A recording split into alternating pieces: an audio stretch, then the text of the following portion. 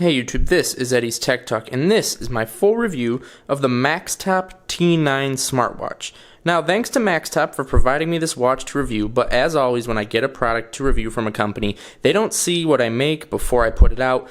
I'm not giving them a favorable review just because they sent me the product, and I'm going to let you guys know what I think of what's going on here with whatever product it is. So let's get into it. The Maxtop T9 smartwatch. Let's go around the device and go through the specifications really quick here. So this watch, when I bought it, I think it was about $70 thereabouts, but now you can buy it for, I'm looking at the Amazon product page right now, it's $53.99, but you can save an extra $10 with a coupon, so just under 50 bucks. So far cry from where it was when I originally got it from Maxtop to where it is now. So what do you get with this watch? So says Maxtop. So you do get the smartwatch, you get this watch here, you get 2 chargers in the box and 2 bands in the box. So this band here, and I don't have the other one on hand right now, but this band here is your typical silicone, like you would go running with this band. This is the one that I've been using. And then there's another one that's kind of like a fake leather band also. That one feels a little cheap, but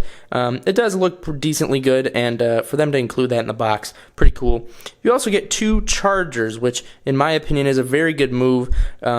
Some of the trepidation I would have when recommending a watch from a relatively unknown company like Maxtop versus your more well-known companies like Fitbit, Garmin, Apple Watch, right, is that when you go here to charge the device, they use these proprietary charging connectors. So if your charger breaks, maybe you have a fantastic smartwatch, but you have a hard time tracking down a charger because your charging cord broke. So they have 2 kinds of chargers that they gave you. A typical like 2 pins just hooks up back here, and they also give you almost this dock sort of thing. So that is cool. But anyway, on the front of the device, besides the strap, we've got this. The bezel does not twist, but we have this bezel, which I particularly don't like. Of course, to each their own. You guys can feel free to like this, but I don't love this when you can't twist it, and yeah, I just don't know.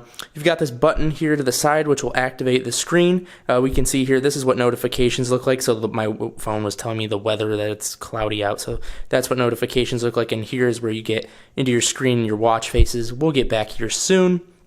On the back, something that I actually really like, you have this this faux carbon fiber finish, which I think is actually pretty unique, something that I like that they're doing. And then here is where you get your heart rate, all that fun stuff. The pins are, we have quick release pins for the straps, which is nice too.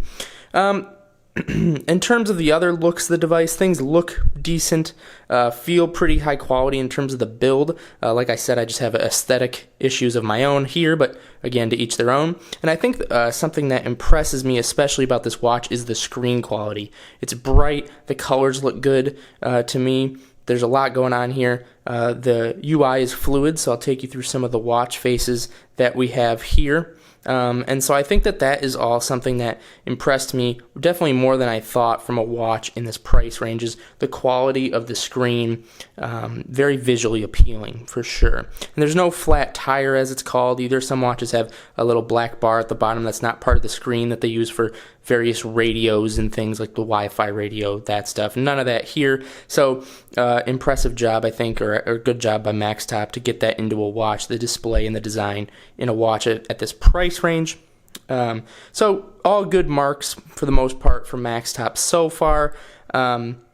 The UI is fluid and those kinds of things. You have the, I'll take you guys through. So we saw some of the watch faces. You've got steps here. You have your hours of sleep and sleep quality here, which actually I wasn't able to get to work terribly well. I did go to sleep with it on one night, and it didn't register any sleep for me, so I'm not quite sure what happened there. Here you can power off, which I think is an odd placement to place that in the middle of your screens. But anyway, you have sports. So if we go into sports, you've got outdoor run, outdoor walk, indoor run, indoor walk, hiking, stair stepping, outdoor cycling, stationary bike, elliptical, and rowing machine. I'm not entirely sure what these activities do other than attempt to track what you're doing. So like if we go to outdoor cycle, it's just going to get your heart rate and then try and estimate your calories based off of that. It's not going to estimate your distance or anything like that, just because it doesn't have a GPS in it. It has none of those features. So that one I didn't record any data because it's just saying, hey, this didn't go on very long, you didn't go anywhere, we don't have your heart rate. So anyway, other sports, hiking, stair stepping, stationary bike, right? If we go into the rowing machine, right? So it's just categorizing the things that you're using with heart rate and your calories. It's not changing anything you're doing in terms of trying to track how much rowing you're doing or something like that, or how much biking. It will try to estimate it with the other sports. It will try to estimate your running, so that's pretty cool. And I actually thought the pedometer was almost scarily accurate in this case. I went running with my Garmin GPS watch, and the Garmin watch showed that I went 3.19 miles, and this said I went 3.1 miles. So that's actually pretty close. That's really the only data that I have for it is from that 5K run, but actually pretty accurate pedometer. But again, no GPS, and I thought that the heart rate that it reports also off the back here is pretty high. I didn't think that my heart rate was ever quite that high. My Garmin was always measuring my heart rate as being lower than that, and I'm more apt to trust that. But if you have an inaccurate heart rate or a higher heart rate, you're going to have inaccurate calories and things like that, right? Because it's going to think you're working harder than you are. So it might not track your calories burned super well. So that was something a little concerning, but not totally concerning, not the end of the world. I mean, again, you are getting this for $50, whereas, right, the more expensive offerings from Fitbit, from Garmin, Apple, right, those are, 3-4 times as much. So sports generally decently featured. However, it just doesn't do a whole lot in terms of tracking each specific activity. It's mostly just tracking the same kind of stuff, except for running and walking, that sort of thing. So this can also find your phone. If your phone's hooked up, it'll take your heart rate. It'll try to get your blood pressure. No way to really verify the blood pressure accuracy terribly well, but the heart rate was pretty decent. But like I said, a little bit high, maybe 15-ish beats per minute, higher than what my Garmin measured. So that's what we have there. We have a stopwatch, like your typical watch here. And then you have a countdown. That's all in there. So just basic functionality. Then we can always swipe out. Information, so this is where any of your notifications will go, right? So we've got all that stuff. You can go take a look in here if you miss notifications. The vibrating, the haptic feedback in here is very good also. So when you get a notification, this thing will definitely let you know about it. And then there's a female app here if you need to track those sorts of things. Music controllable, and then the settings.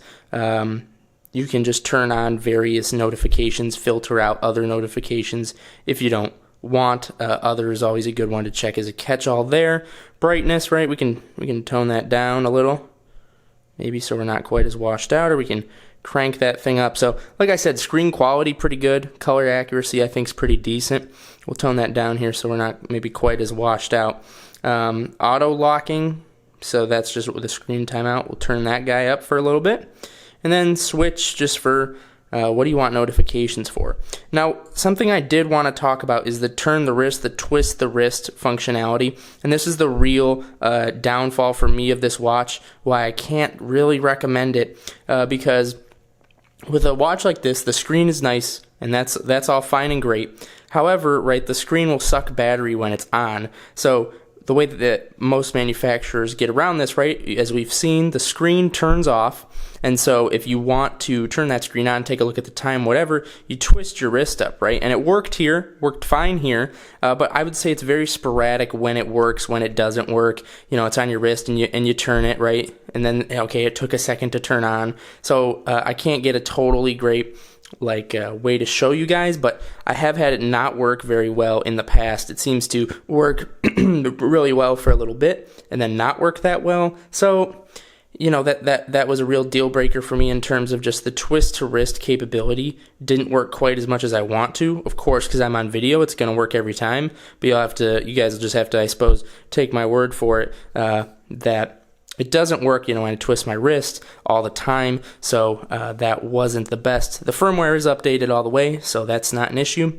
But also something that I think is even better in the Maxtop lineup is the previous Maxtop smartwatch I reviewed. You're getting a better screen here. You're getting better quality out of that.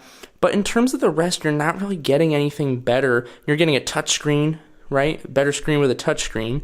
But other than that, you're not really getting anything out of this that you're not getting out of the previous Maxtop smartwatch I reviewed, which is a little bit cheaper.